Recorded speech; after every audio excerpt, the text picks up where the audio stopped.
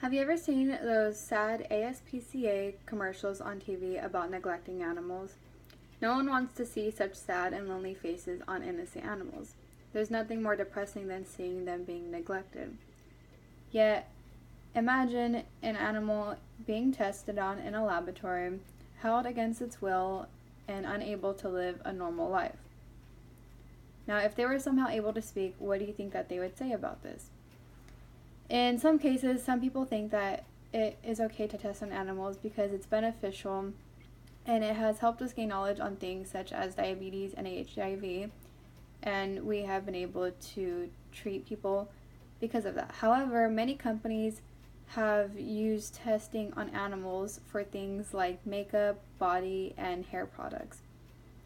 Now, using or experimenting on an animal's body just so humans can beautify themselves is very gruesome and distasteful. Many other advanced countries actually, including Europe and Israel, have actually put a ban to this and still are able to find alternatives for testing. Now, my name's Angelica Galvan, and I think that cosmetic testing on animals is not only selfish, but it's extremely harmful to the animals. It is more costly, and while we are living in the future, there are many other alternatives. Now, according to the well-known animal protection organization called PETA, they state that more than 100 million animals every year suffer and die in cruel, chemical, drug, food, and cosmetic tests, as well as in biology lessons, medical training exercises, and curiosity-driven medical experiments at universities. Some scientists like to abuse the fact that animals are similar to humans, and they will use this as an excuse to not putting a ban on the testing of animals. However, we should keep in mind that animals do have feelings just like humans do, and really they deserve just as much respect.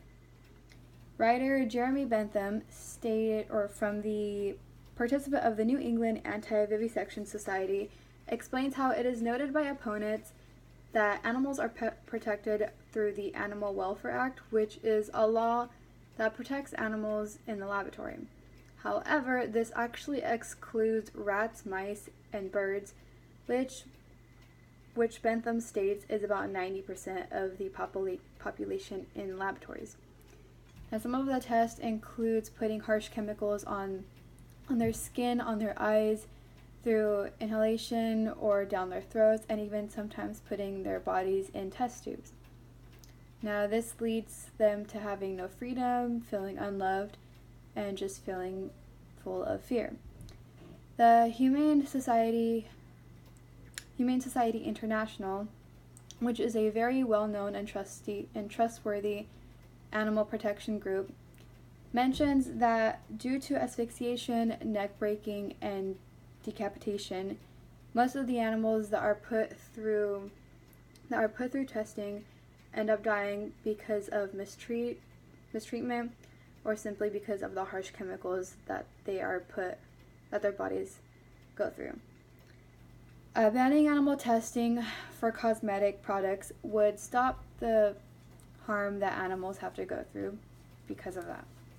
Now, one of the main topics when debating about cosmetic testing on animals is whether or not that alternatives are a better choice. Now, opponents will say that animals are the better choice because they're more similar to humans. However, not many people know that there are many other alternatives out there.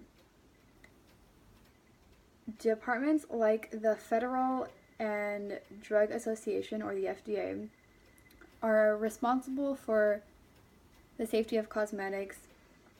They're responsible, and while it isn't required, they do like companies to test in order to guarantee safety.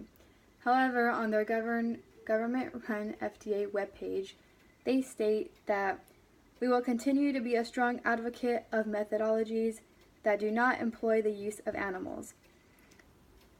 Now, certain companies like Lush, which is a cosmetic company, have actually put a ban to testing their makeup products on animals. Now, using animals for testing cosmetics is not only very costly, but it is actually very time consuming and it takes longer to process data. Now, when comparing prices from testing on animals to using other alternatives such as vitro testing, they have realized that there is an enormous difference. So scientists started realizing that they weren't getting the results they wanted testing on animals, so they started experimenting and eventually came out with another method called vitro testing.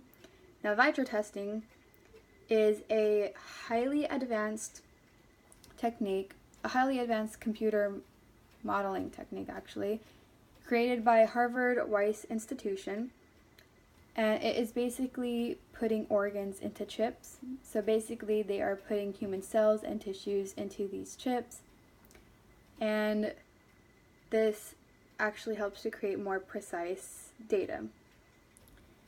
An example is actually a common test like chromosome aberration, where in animal testing it costs them $30,000, and in vitro testing it actually only costs them $20,000.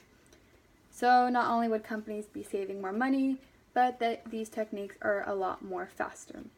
Now finally, overlooking the health, other alternative options, and the high cost of testing on animals, these all help to prove that testing makeup products on animals should be banned. Now, people use various cosmetic products, and I personally know that I do, and I love beautifying myself. However, it is important to stay away from companies like L'Oreal, Revlon, or MAC, which all do tests on animals, or even bringing awareness to other people. These are all little things that help, and while cosmetic testing on animals is not a topic brought up every day, it is still going on around us every single day. And that is all. Thank you.